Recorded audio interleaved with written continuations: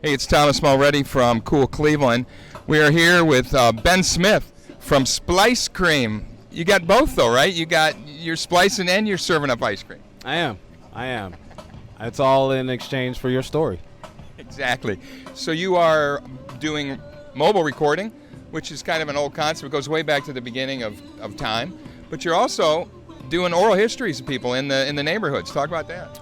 Yes, so I go community to community, neighborhood to neighborhood, and I record people's voices, whatever they want to talk about. Some people like to rap, sing, or do poetry, anything they need to talk about and get it off their chest. Right.